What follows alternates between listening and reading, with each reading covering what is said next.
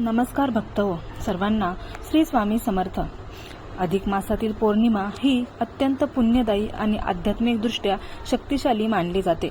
अधिक मास म्हणजे हिंदू पंचांगातील एक अतिरिक्त महिना जो साधारण 3 वर्षांनी एकदा येतो। या महिन्याला पुरुषोत्तम मास असेही म्हणतात, कारण भगवान विष्णू यांनी याला आपले नाव दिले आहे। या महिन्यातील पौर्णिमा खूप विशेष मानली जाते। या दिवशी केलेले पुण्य, दान, जप आणि व्रत याचे फळ अनेक पटींनी वाढते असे मानले जाते। या दिवशी विशेषतः भगवान विष्णू आणि माता लक्ष्मी यांची पूजा केली जाते। पापांचा नाश आणि पुण्याची वाढ होते। मोक्षप्राप्तीचा मार्ग सुकर होतो। जीवनातील अडचणी, आर्थिक समस्या कमी होतात।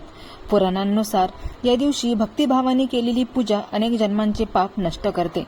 आज तुम्ही ही कथा पाहत आहात तो काही योगायोग नाही। अनेक लोक ही कथा मध्येच सोडतात, पण जे लोक शेवटपर्यंत पाहतात त्यांच्या आयुष्यात काहीतरी बदल नक्की घडतो। आज आपण बोलणार आहोत अधिक मास पौर्णिमेबद्दल। एक असा दिवस ज्या दिवशी केलेली एक छोटी प्रार्थना सुद्धा तुमचं नशीब बदलू शकते। ही कथा फक्त ऐकायची नाही तर ती मनापासून अनुभवायची आहे। म्हणून आता एक काम करा, तुमच्या मनात जी एक इच्छा आहे ती शांतपणे श्रीहरींना सांगा। आणि जर तुम्हाला वाटत असेल की भगवान तुमचं ऐकत आहेत तर लगेच कमेंटमध्ये जय श्रीहरी नक्की लिहा। व्हिडिओला लाईक करा, कारण तुमचा एक लाईक हा संदेश अजून लोकांपर्यंत नक्की पोहोचवेल। आणि सबस्क्राईब करायला विसरू नका। चला तर मग व्हिडिओला सुरुवात करूया। एकदा देवदेवतांच्या गणनेत एक विचित्र गोष्ट दिसून आली। वर्षातील 12 महिने आपापल्या वेळेनुसार येत जात होते, पण एक अतिरिक्त कालखंड, तो म्हणजे अधिक मास, हा कोणाचाही मानाचा नव्हता। सर्वजण त्याला टाळत, त्याला मलिन, निरुपयोगी असे संबोधत। आणि अधिक मास दुःखी झाला। त्याला वाटले, मीही वेळेचा एक भाग आहे, मग माझा अपमान का? या दुःखाने व्याकुळ होऊन अधिक मास भगवान श्रीकृष्णांच्या चरणी गेला। तो नम्रतेने म्हणाला, प्रभू, मला कोणी मान देत नाही। माझे अस्तित्व व्यर्थ मानले जाते। मला कृपा करून सन्मान द्या। भगवान श्रीकृष्ण हसले। त्यांच्या डोळ्यात करुणा होती। ते म्हणाले, तू दुःखी होऊ नकोस। आजपासून तू पुरुषोत्तम मास म्हणून ओळखला जाशील। माझे नाव, माझे स्वरूप तुला देतो। जो कोणी या महिन्यात भक्ती, जप, दान, व्रत करेल त्याला अनंत पुण्य प्राप्त होईल। तेव्हापासून अधिक मास हा सर्वात पवित्र मानला जाऊ लागला। या महिन्यात विशेषतः भगवान विष्णू आणि श्रीकृष्णांची पूजा केली जाते। लोक उपवास, जप, दान आणि कथा श्रवण करतात। काळ पुढे गेला। एका गावात एक गरीब पण श्रद्धाळू स्त्री राहत होती। तिचे नाव देवकी होते। तिच्याकडे संपत्ती नव्हती, पण तिच्या मनात अपार श्रद्धा होती। अधिक मास सुरू झाला तेव्हा तिने निश्चय केला की मी या महिन्यात रोज भगवंताची कथा ऐकेन, नामस्मरण करेल आणि शक्य तितके दान देईल। ती रोज नदीवर जाऊन स्नान करत असे, मंदिरात जाऊन दिवा लावत असे आणि पूर्ण भक्तिभावाने ओम नमो भगवते वासुदेवाय हा मंत्र जपत असे। तिच्या घरात अन्न कमी असले तरी ती रोज एक भाग गरिबांना देत असे। एके दिवशी अधिक मासाची पौर्णिमा आली। तो दिवस अत्यंत पवित्र मानला जातो। त्या दिवशी तिने उपवास केला, संपूर्ण दिवस भगवान विष्णूंचे ध्यान केले आणि रात्री चंद्रप्रकाशात कथा ऐकत बसली। तिच्या डोळ्यात भक्तीचे अश्रू होते। त्या रात्री तिच्या स्वप्नात भगवान श्रीकृष्ण प्रगट झाले। त्यांनी हसत सांगितले, देवकी, तुझी भक्ती मला अत्यंत प्रिय आहे। तू निस्वार्थ भावाने केलेली सेवा मला माझ्यापर्यंत पोहोचली आहे।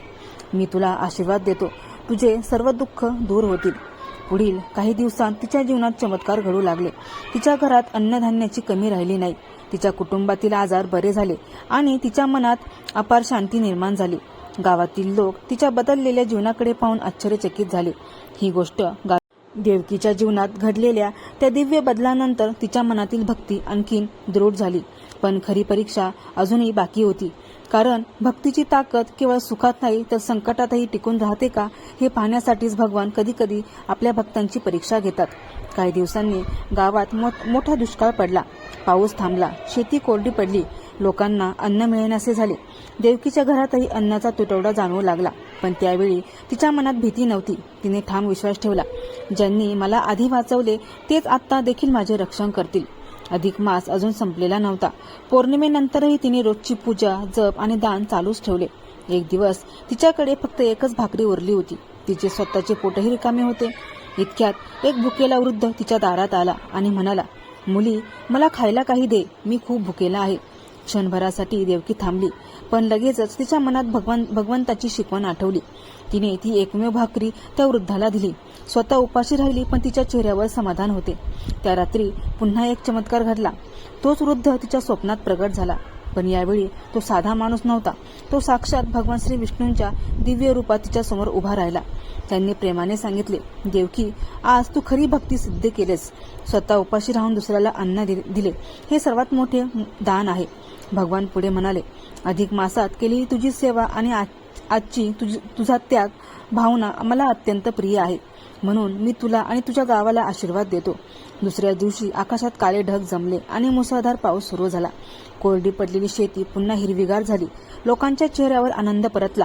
गावात भरभराट झाली. देवकीच्या घरातही सुख समृद्धी नांदू लागली. पण तिच्या मनात कधीही अहंकार आला नाही. ती नेहमी म्हणायची, हे सर्व भगवंताची कृपा आहे. अधिक मासाची महिमा आहे. हळूहळू त्या गावात एक परंपरा सुरू झाली. दर अधिक मासात आणि विशेषतः पौर्णिमेच्या दिवशी सर्व गावकरी एकत्र येऊन कथा ऐकू लागले, भजन कीर्तन करू लागले आणि अन्नदानही करू लागले.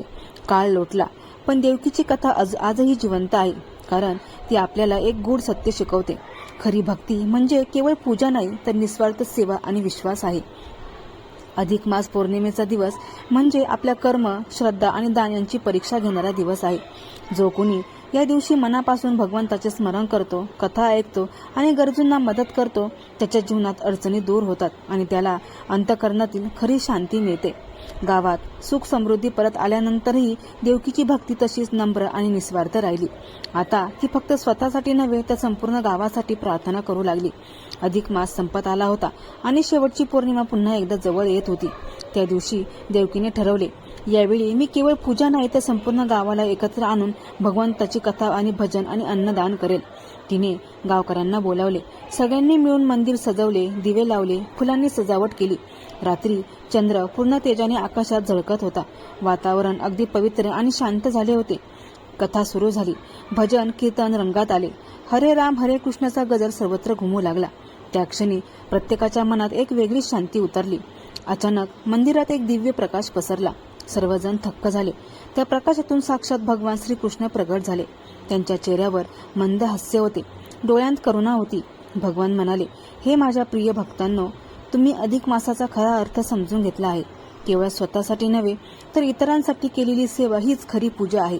ते देवकीकडे वळले आणि म्हणाले, तू या गावासाठी एक दीप झाली आहेस. तुझ्या श्रद्धेमुळे आणि निस्वार्थ भावनेमुळे संपूर्ण गाव पवित्र झाले आहे. आज मी तुम्हा सर्वांना आशीर्वाद देतो. तुमच्या जीवनात सदैव शांती आणि समाधान आणि भक्ती नांदो. हे सर्व ऐकून सर्वांच्या डोळ्यात आनंद अश्रू आले. त्या दिव्य दर्शनाने प्रत्येकाचे मन बदलले. लोकांनी ठरवले की ते केवळ अधिक मासातच नव्हे, तर आयुष्यभर सेवा, दान आणि भक्ती करत राहतील. त्या दिवसानंतर त्या गावात कधीही दारिद्र्य आणि दुःख टिकले नाही. प्रत्येक घरात समाधान, प्रत्येक मनात श्रद्धा आणि प्रत्येक कृतीत सेवा दिसू लागली. देवकीचे आयुष्य साधेच राहिले, पण तिच्या अंतःकरणात एक दिव्य प्रकाश सदैव प्रज्वलित राहिला. शेवटी एके दिवशी भगवंताच्या नामस्मरणात तिने शांतपणे देह ठेवला आणि असे म्हणतात की तिला थेट वैकुंठधामाची प्राप्ती झाली. अधिक मास पौर्णिमा ही केवळ व्रत उपवासाची तिथी नाही, ती आपल्या अंतःकरणातील शुद्धतेची परीक्षा आहे. जो दुसऱ्यांच्या दुःखात साथ देतो तोच खरा भक्त ठरतो आणि जो श्रद्धेने, प्रेमाने भगवंताचे स्मरण करतो, त्याच्या जीवनातच नव्हे, तर त्याच्या आसपासच्या जगातही प्रकाश पसरतो. आता आपण अधिक मास पौर्णिमेची दुसरी कथा, राजा, राणी आणि गरीब ब्राह्मणाची आहे ती बघूया. खूप वर्षांपूर्वी एका समृद्ध राज्यात धर्मप्रिय असा राजा आणि त्याची राणी राहत होते. राज्यात सर्व सुखसोयी होत्या, धान्य, धन, ऐश्वर, पण तरीही त्यांच्या मनात एक पोकळी होती. कारण त्यांच्या आयुष्यात शांतता नव्हती आणि त्यांना अपत्यही नव्हतं. राजा दररोज यज्ञ, दान करत असे, मोठमोठे पूजाविधी घडवत असे, पण त्याच्या मनात समाधान नव्हतं. एके दिवशी राजदरबारात एक वृद्ध संत आले.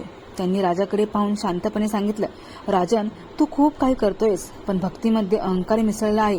जर खऱ्या मनाने फळ हवे असेल तर अधिक मासात निस्वार्थ भावाने व्रत आणि सेवा कर.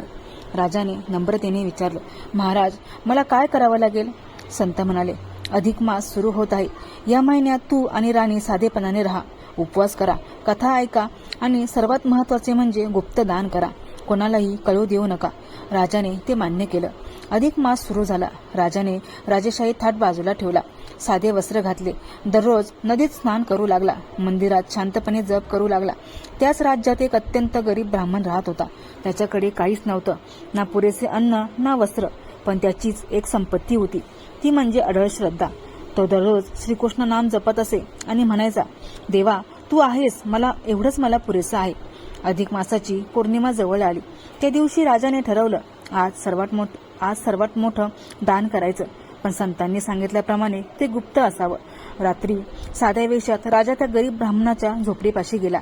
त्याने दाराशी धान्य, वस्त्र आणि थोडं सोनं ठेवलं आणि शांतपणे तिथून निघून गेला. सकाळी ब्राह्मण उठला. दारात इतकं सर्व पाहून तो आश्चर्यचकित झाला. त्याच्या डोळ्यात आनंद अश्रू आले. तो म्हणाला, हे सर्व देवा तुझीच कृपा आहे, तूच माझी काळजी घेतोस. त्याने त्यातलं काही स्वतःसाठी ठेवलं आणि उरलेलं पुन्हा इतर गरिबांना वाटलं. त्या रात्री अधिक मास पौर्णिमेला राजा आणि ब्राह्मण दोघांनाही एक स्वप्न पडलं. साक्षात भगवान श्रीकृष्ण तिथे प्रगट झाले. भगवान राजाला म्हणाले, राजन, आज तू पहिल्यांदाच अहंकाराशिवाय दान केलंस, म्हणून तुझं पुण्य फळ देईल. आणि ब्राह्मणाकडे पाहून म्हणाले, तुझी श्रद्धा आणि समाधान मला अत्यंत प्रिय आहे. तू मिळालेलं स्वतःपुरतं न ठेवता इतरांना दिलंस, हीच खरी भक्ती आहे. काही दिवसांत राजाच्या आयुष्यात बदल घडले. त्याला अपत्य प्राप्ती झाली आणि त्याच्या मनाला खरी शांती आली. ब्राह्मणाचंही जीवन सुधारलं, पण त्याने कधीही आपली साधेपणा आणि भक्ती सोडली नाही. त्या राजानंतर त्या ब्राह्मणाला भेटायला गेला. त्याला सत्य कळलं आणि तो नम्रतेने म्हणाला, तू खरा श्रीमंत आहेस, कारण तुझ्याकडे समाधान आहे. ब्राह्मण हसून म्हणाला, राजन, समाधान आणि श्रद्धा हीच खरी संपत्ती आहे, बाकी सगळं हे तात्पुरतं असतं. राजा आणि गरीब ब्राह्मण यांची भेट झाल्यानंतर दोघांच्या आयुष्यात एक वेगळीच दिशा निर्माण झाली. राजाच्या मनातील अहंकार पूर्णपणे नाहीसा झाला होता आणि ब्राह्मणाच्या साध्या जीवनातही एक दिव्य तेज प्रगट होत होतं. राजा अनेकदा ब्राह्मणाच्या झोपडीत जाऊ लागला. तो तिथे बसून साधं अन्न खात असे. त्याच्याशी धर्म, भक्ती आणि जीवनाबद्दल चर्चा करत असे. हळूहळू राजाला जाणवलं की खरी शांती राजवड्यात नाही, ती साधेपणात आहे. एके दिवशी ब्राह्मणाने राजाला विचारलं, राजन, तू आता इतका बदललास, पण हा बदल कायम ठेवशील का? राजा थोडा थांबला आणि म्हणाला, मी प्रयत्न करेन, पण राजकारभारात पुन्हा अहंकार येईल अशी भीती वाटते. ब्राह्मण हसला आणि म्हणाला, एक गोष्ट लक्षात ठेव, प्रत्येक निर्णय घेताना स्वतःला विचार, हे मी करतोय की देव माझ्यामार्फत करून घेतोय? तुला उत्तर मिळेल. ही गोष्ट राजाच्या मनात खोलवर बसली. काही काळानंतर राज्यात एक मोठं संकट आलं. शेजारील राज्याने आक्रमण केलं. युद्धाची परिस्थिती निर्माण झाली. दरबारात सगळे घाबरले होते. पूर्वीचा राजा असता तर तो रागाने आणि अहंकाराने निर्णय घेतला असता, पण आता तो शांत होता. त्याने डोळे मिटले, भगवान श्रीकृष्णांचं स्मरण केलं आणि ब्राह्मणाचे शब्द आठवले. तो म्हणाला, आपण युद्ध टाळण्याचा प्रयत्न करू, आधी संवाद साधू.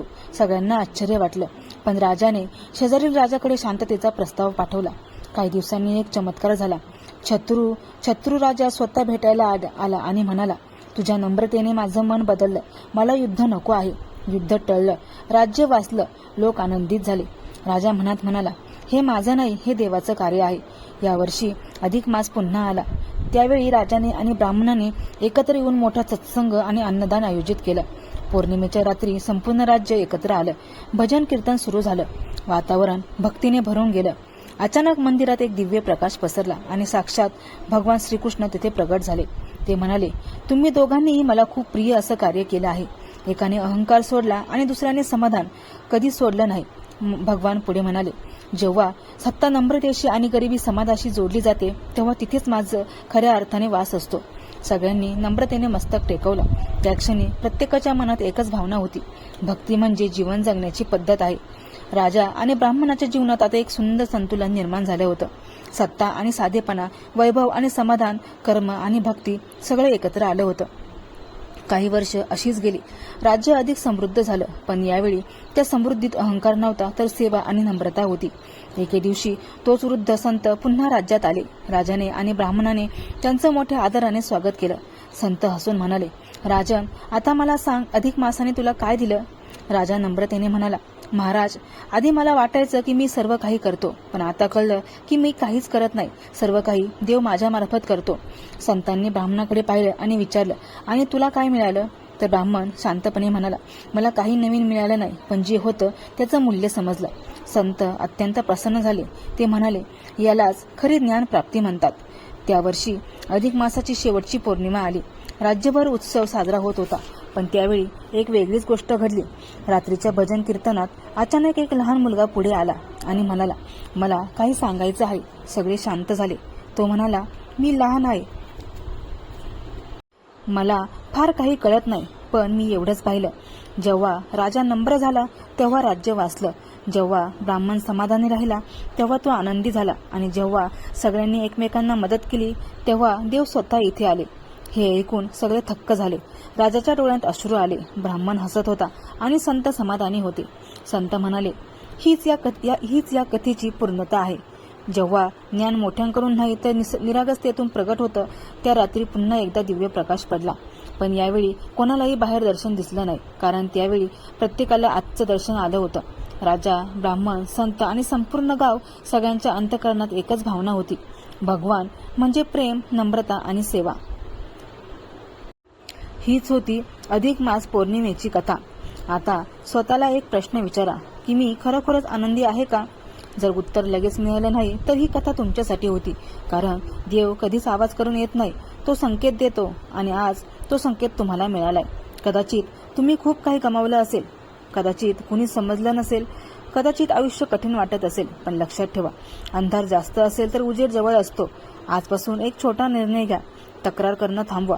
विश्वास ठेवायला सुरू करा. आणि फक्त 30 दिवस जय श्रीकृष्ण नाव घ्या. रोज एक चांगलं काम करा. मग बघा, तुमचं आयुष्य स्वतः तुम्हाला ओळखू येणार नाही. आज हा व्हिडिओ संपतोय, पण जर तुम्ही हा मेसेज इग्नोर केला तर कदाचित हीच संधी तुम्हाला पुन्हा मिळणार नाही. आणि जर तुम्ही ऐकलं तर तुमचं नशीब बदलायला सुरुवात होईल. कमेंटमध्ये जय श्रीकृष्ण नक्की लिहा. व्हिडिओ आवडला असेल तर लाईक करा, शेअर करा आणि सबस्क्राईब करायला विसरू नका. कारण कदाचित तुमच्यामुळे कुणाच्या आयुष्यात प्रकाश येईल. देव तुमचं आयुष्य बदलणार नाही, तो तुम्हाला बदलण्याची ताकद देईल. निर्णय तुमचा आहे. आजच पुढील पाऊल टाका. भेटूया अशाच नवीन व्हिडिओमध्ये. तोपर्यंत जय श्रीकृष्ण.